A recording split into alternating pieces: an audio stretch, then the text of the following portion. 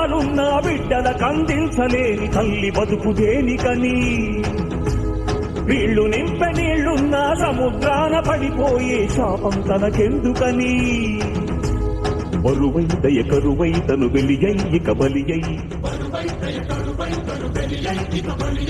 ఉప్పు సాగరాలలోకి వెళ్ళలేక వెక్కి వెక్కి పడుతున్నది వృధాగా కనుమూయలేక ఆ అలల అలదడి ఆ తడియారని కంట తడి ఆ అలల అలదడి తడియారని కంట తడి కనబడలేదా వినబడడంలే. దొంగలే దొంగ దొంగ అనేటువంటి విధంగా ఈరోజు మాట్లాడుతూ ఉన్నారు.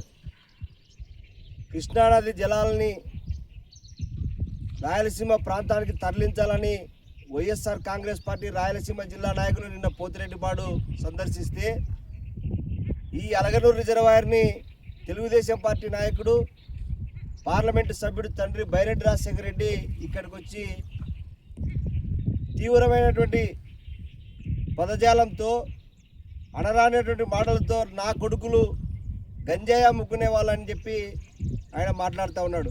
ఈరోజు ఇద్దరు దొంగలే.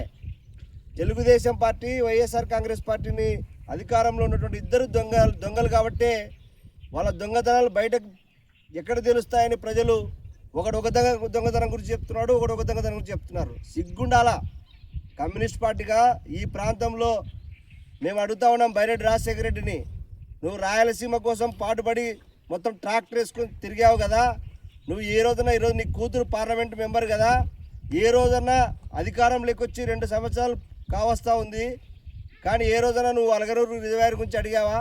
ఈరోజు వైఎస్ఆర్ కాంగ్రెస్ పార్టీలో వచ్చారు కాబట్టి ఇక్కడికి వచ్చి వాళ్ళని తిట్టడమా? ఈరోజు రాయలసీమ ప్రాంత ప్రజానికం ఇక్కడ మీకు నందికొట్కూరు తాగడానికి డ్రింకింగ్ వాటర్కి ఈ అలగనూరు రిజర్వాయర్ నుంచి 2017 సంవత్సరంలో తెగిపోయి 500 మీటర్లు తెగిపోతే ఆ రోజు 3 కోట్ల రూపాయలతో ఉండేటువంటి ప్రాజెక్ట్ని ఈరోజు 33 కోట్ల రూపాయలు. ఈరోజు ఎంత గడివేమల మిడుతూరు మండలంలో నందికొట్కూరు పట్టణానికి ఎంత రైతాంగానికి ఎంత తీవ్రమైన నష్టం, మత్స్యకారులకి ఎంత తీవ్రమైన నష్టం. వీళ్ళకి బుద్ధి ఉందా? తాగడానికి గ్రామాల్లో నీళ్లు లేకపోతే ఈరోజు వీళ్ళు వచ్చి వీళ్ళ రాజకీయ పబ్బం గడుపుకోవడానికి వస్తామని అందుకోసమే సిపిఐగా అక్టోబర్ 2024 తేదీన సందర్శించాం. సిపిఐ అప్పటి రాష్ట్ర సహాయ కార్యదర్శి ముప్పాల నాగేశ్వర గారి బృందంలో ఇచ్చాం. ఆ రోజు కలెక్టర్ గారు కూడా 32 కోట్ల రూపాయలు శాంక్షన్ ఎక్కడున్నాయి? ఎమ్మెల్యే నందికొట్కూరు ఎమ్మెల్యే శాసనసభ్యుడు జయసూర్య గారు అసెంబ్లీలో మొట్టమొదటి సమావేశంలో ఆయన అడిగాడు, ఇంతవరకు నిధులు లేవు, వీళ్ళకి ఏమైనా చిత్తశుద్ధి ఉందా? వీళ్ళు ఈరోజు సాగునీటి ప్రాజెక్టుల మీద సాగునీటి మీద 5 ఏళ్ల పాటు వైసీపీ గాడిదలు కాసి వాళ్ళు ఏం చేయలేకపోయినారు. ఈరోజు వచ్చి మీరు వచ్చి కూడా 2 ఏళ్ళు అవుతుంది కదా. వీళ్ళందరూ కూడా దొంగలు కాబట్టే ఈరోజు ఇక్కడ ఉన్నటువంటి కాంట్రాక్ట్ పనులను చేసుకుంటా ఉన్నారు. ఈరోజు వాళ్ళు రాయలసీమ ఎత్తిపోతల పథకాన్ని వాళ్ళు పనిచేస్తే వీళ్ళు సిగ్గు లేకుండా వీళ్ళు ఆపుతా ఉన్నారు. ఎవరికి నష్టం? ప్రజానికానికి నష్టం. రాయలసీమ ప్రాంత ప్రజానికం ఈరోజు చాలా తీవ్రమైనటువంటి ఇబ్బందులు పడతా ఉన్నారు. ఒక పక్క నీళ్లుండి అన్నీ ఉన్న అల్లున్నట్లు సీన్ ఉన్నట్లు ఈరోజు సిగ్గు లేకుండా మన ప్రాంతం నుంచి రాయలసీమకు తీసుకుపోతున్నారు. ఒక ఆయన చంద్రబాబు నాయుడు ఏమో కుప్పం తీసుకుపోతున్నాడు, జగన్మోహన్ రెడ్డి ఏమో పులివెందులు తీసుకుపోతున్నాడు.